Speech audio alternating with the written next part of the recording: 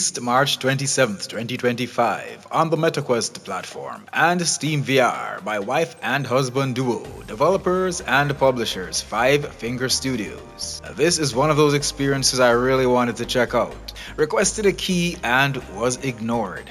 C'est la vie. As luck would have it though, I grabbed this on Steam's winter sale on a deep discount, and I have to say, even at full price, this one would be worth it.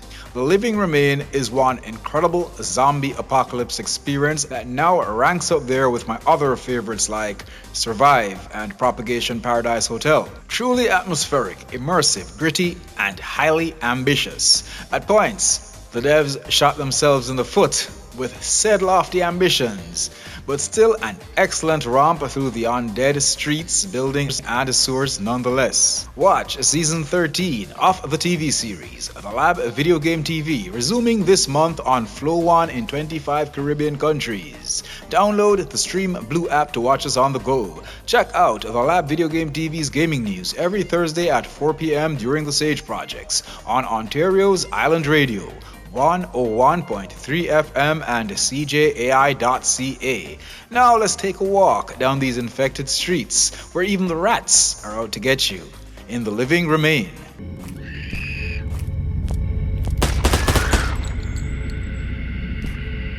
I need to get back to creating my top lists at the end of or beginning of each Babylon year.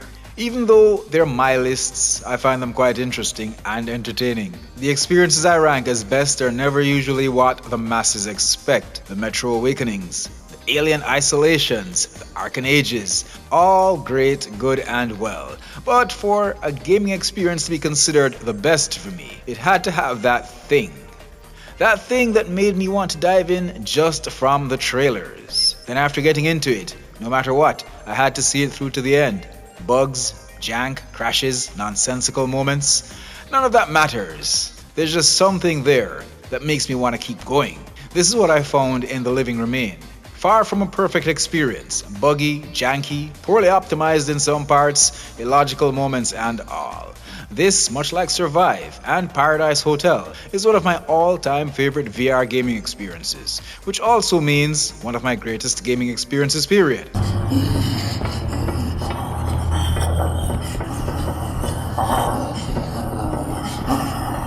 I got into The Living Remain to the point of true immersion. The point where the lines between reality and it's just a game blurred almost to the point of no distinction. I just heard from James. Most of the group made it out. They were in a town just outside the factory you're in. Were there others? I asked, but they had already been evacuated. Let's talk story. Yes. By video game standards, the story here is what the bots would call weak. I say bots because today the line between human content creators and AI is also blurred beyond recognition. Everyone says the same things, use the same jargon, the same terms, follow the same imaginary rules to the point that 90% of these cats sound the same. If you've seen one sales video, one top list video on a particular subject, chances are you've seen them all. But yeah, the story would be considered weak and uninteresting. I beg to differ, however. Here's how I look at storytelling. Just as in reality, in real life, every story can't be epic. Sometimes regular, uninteresting shit happens. Fact. And what people call bland, tacked together and weak storytelling in many games aren't really as weak as they claim. If you look at it objectively, without demanding or expecting some grand tale. In The Living Remain, for example, you're just some guy, ex-military, who has been separated from his wife and kids during the outbreak, with some lady on a two-way radio doing her best to help you through. Now, by video game standards, this isn't on the level of The Last of Us or Firewatch, so most will say it's nothing. But imagine if this happened to you in real life. What a story that would be to share with the grandkids, with anybody. You survived hordes of walking, flesh-eating and dead people and lived to tell the tale. So yeah, this was a compact, contained, good enough, well-delivered story.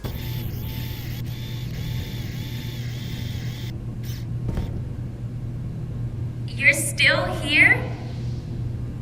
Yeah, I know.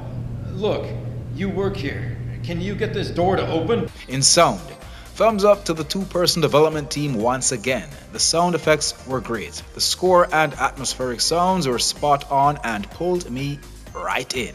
And the voice acting was good, B-movie grade. Any luck finding anyone out there? Some people stayed behind. They're not exactly neighborly. Sometimes the 3D audio threw me off, as I'd hear the moans and groans of the infected thinking they were closer than they really were, but other than that, great work on the sound design, 5 finger.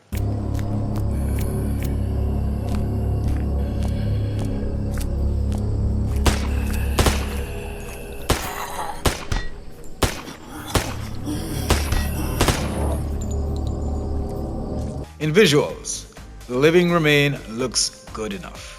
Your hands, your weapons look great. The environments look good, but for some reason indoors look noticeably better than outdoors. Character designs, animations, particle effects, all get a pass.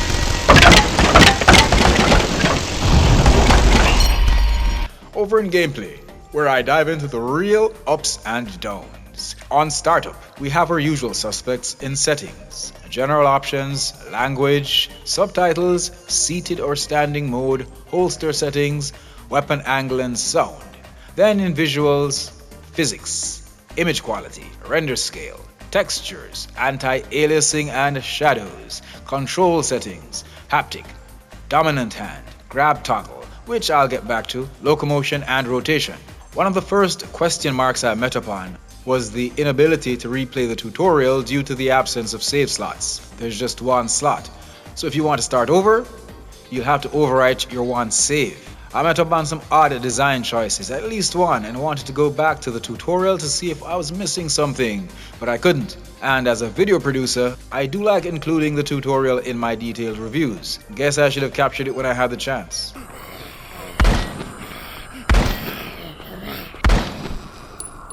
Since I'm here, I'll just get to more of my gripes with The Living Remain, because while I did love this experience, it had its moments of frustration.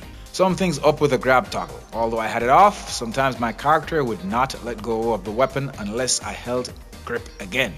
This also happened while climbing. This led to some less than ideal moments. Actually, I'm downplaying it. This pissed me off to no end.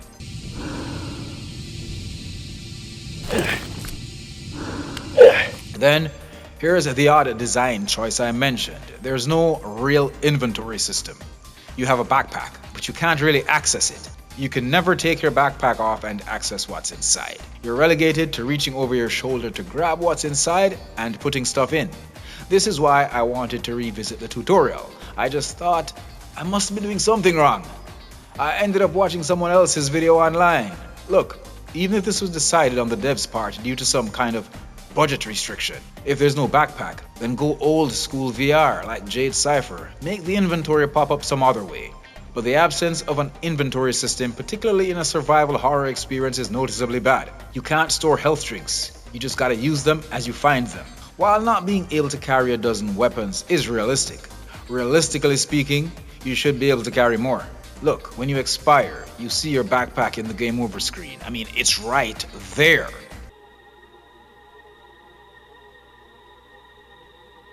This was a major miss on the dev's part. Like I said, limited weapons are understandable and helps immerse you in the survival horror feel. Like having to rest your gun down to climb up a ladder. Very cool. But it's more than that. The no access to your inventory thing actually takes you out of the experience.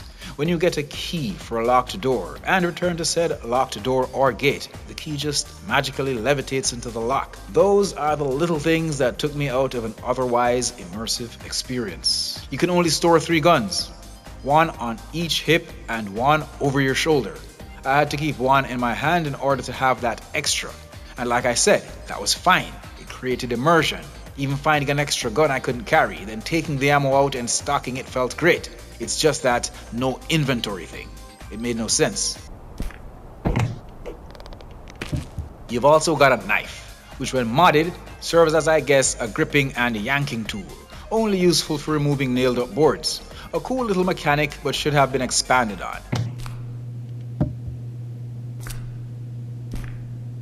The knife is also your only melee weapon. Another miss and a shot in the foot of Immersion.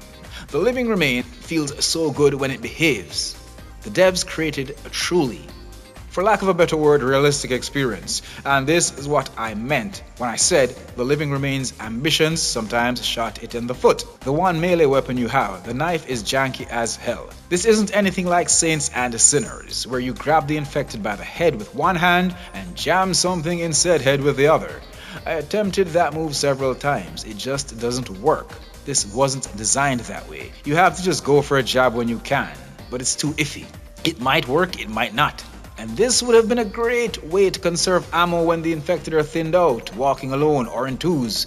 But most times I went for a knife kill, it was a gamble. Then you can see by the jank here, with the necks stretching and whatnot, that the melee mechanic needs some more time in the oven.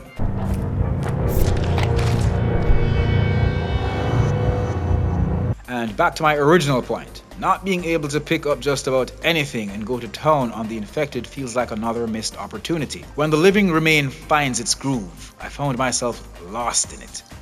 But then there were so many instances that just yanked me back to reality. Much like in another great survival horror experience, Paradise Hotel, melee weapons needed to be present. The knife mod I mentioned, I should be able to use it even just for stealth. Stab it into a skull, yank on it and watch a whole area of the infected's head pop out. Now that's what I'm talking about. What are you talking about? Let me dive deeper into the bugs and glitches I encountered. Other than the grip toggle issue, at one point my finger got stuck in a pointing position. Both this and the gripping problem had me checking my controller to see if maybe the cover was getting in the way. But no, it was just a bug. Then you're told to pause by using your wristwatch, but you can also pause the regular way by pressing the Quest's pause button on the left controller. But if you do this, the game only kinda pauses. You can still move, the infected will still attack you, but your guns don't work. So I guess your guns pause.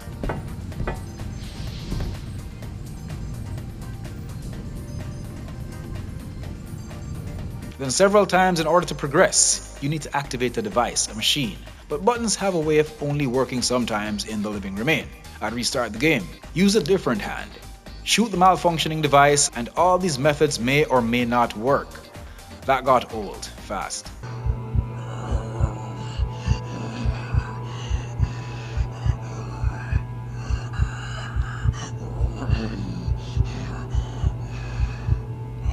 Then back to the ambition getting in the way. The physics here are commendable, but only when they work. You can take items from behind other items, take stuff out of boxes and crates, but this fumbles more than it works. To the point that sometimes I didn't even want to search for items I knew I needed.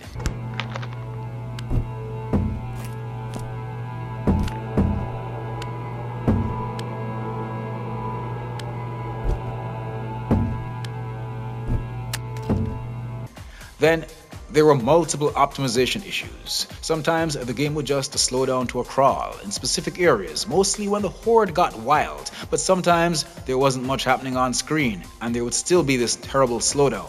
Restarting helped sometimes, and other times it would just iron itself out.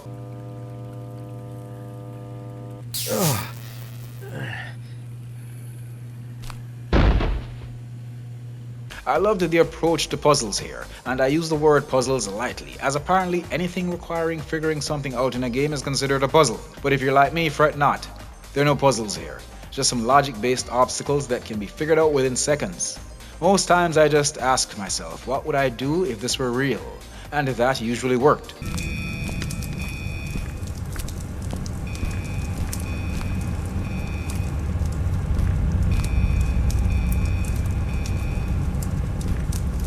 I guess the only real puzzle here was why the buttons required for progression just wouldn't work sometimes.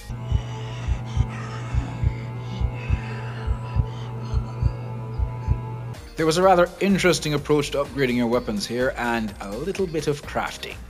The living remain uses 3D printers to upgrade weapons and allow you to craft ammo and health items from the same printers. I thought this was a cool touch. It looked good and was different.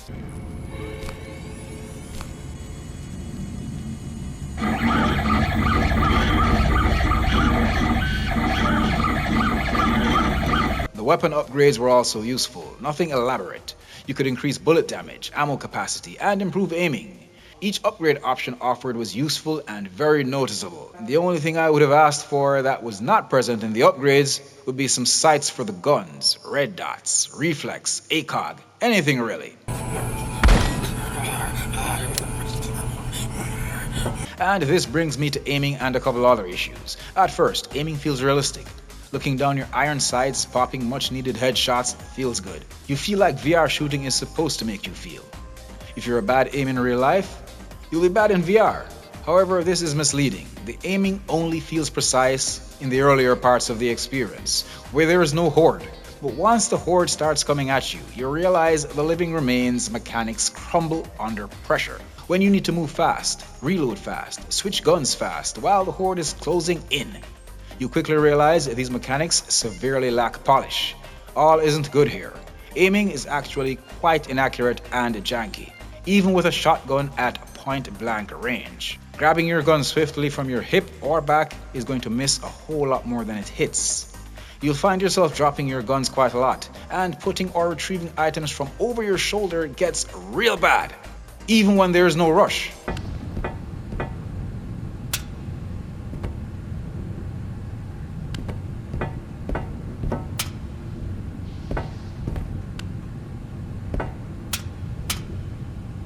It feels like a high level of precision is required to put a rifle over your shoulder, or it will just fall to the ground. The fact that this isn't real life, you cannot be expected to have that level of precision.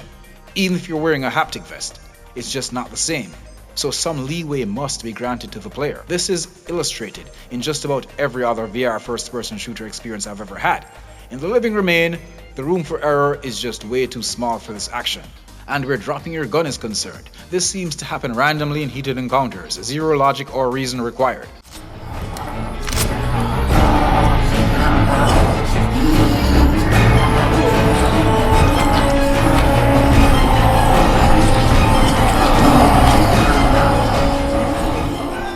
Once I dropped a shotgun and I never got it back. And about these heated encounters, there was this one section where I was only able to progress because I found an exploit. I basically cheated my way through this level. My character can't jump, and while there is a bit of climbing here, I can't climb on simple objects like barrels or crates. So I just figured out a way to get pushed up on this barrel, stood there and picked the infected off until the chick opened the door. I made a run for it and passed this spot. Again, these moments almost ruined an otherwise great experience for me. I'm in. I'm shutting the door now. You're on your own from here on out. And I believe the devs are aware of this issue, because in this section here, they allowed me to climb to higher ground and to do the exact same thing later on in the sewers. Coincidence? I think not.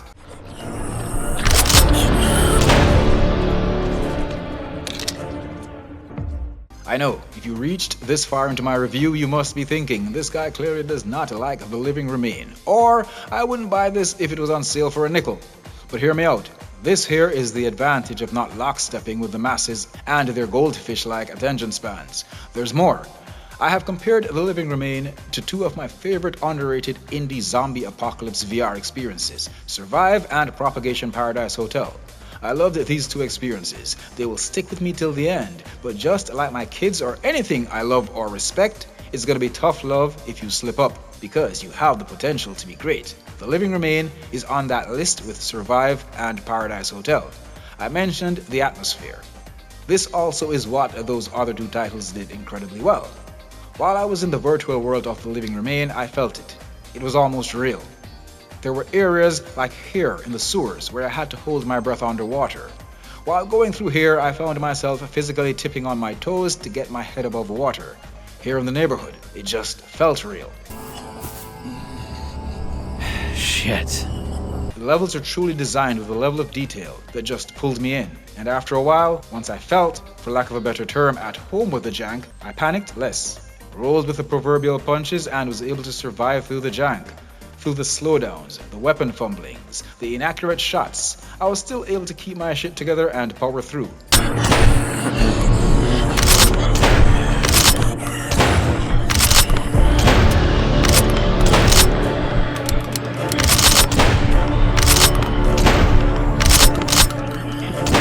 And that speaks volumes of a game's overall quality. A lot of passion, time and effort was put into making this, and flaws and all aside, it shows. The Living Remain is a relatively short and a linear experience. When it behaves, it feels real good. When the mechanics work as intended, it's a stellar experience. The survival mechanics in theory and many times in practice are well thought out and designed. The limited inventory makes you feel the lack, the dread of being unable to survive what may be lurking, waiting around the next corner. Makes you want to scrounge through boxes, desks, garbage cans, and wherever else to stock up on ammo, putting your extra gun down to climb up. They're not the deepest survival mechanics, but they get the job done. A few other things worth mentioning. They're collectibles, hidden toys. Never figured out the point, but I guess if I found them all, I would have unlocked an achievement. Achievement and treasure hunting, however, means nothing to me. Looks like they were testing these rats. The rats, I hate the rats, but thankfully, much like everything else in this experience, they were not overdone. I trusted that the sewers would be the last I saw of them, but they popped up a few more times, and were generally hard to hit. The machine gun and shotgun worked like bug spray though. Then another plus, and I give The Living Remain this over Survive and Paradise Hotel. There were no boss fights, not one single one, unless you consider the Horde attacks boss fights. All in all, The Living Remain, despite my complaints, was easily one of my best gaming experiences for 2025. Although the devs completely ignored my key request earlier this year, I hold no hard feelings. I operate a small movement, I get overlooked and snubbed all the time. I was more than happy to grab it on the Steam winter sale though, and cautiously recommend it. Buyer beware. It's great when it works, not so great when it doesn't. But stick it out and you'll have a great experience on your hands. I'd love to see this on PSVR 2 as well. Oh yeah, and a sequel of sorts. Maybe you guys could call it The Dead Remain. Watch season 13 of the TV series of the Lab Video Game TV, resuming this month on Flow 1 in 25 Caribbean countries. Download the Stream Blue app to watch us on the go. Check out the Lab Video Game TV's gaming news every Thursday at 4 p.m. during the Sage Projects on Ontario's Island Radio 101.3 FM and CJAI.ca. Thank you for watching. If you like my content, feel free to like, share, comment, subscribe, and hit that notification bell. If on the other hand I did something to piss you off with this one, feel free to take the logical course of action. Dislike, unsub, leave a feisty comment in the comment section voicing your disgust and displeasure with what you were subjected to on this fine day. Whatever makes you feel vindicated, partner. Either way, I won't hold it against you. Our game is never over. Something's going down. Air raid sirens, fighter jets. That can only mean one thing. Whatever happens, I'll make sure that... Alex, I'll be fine.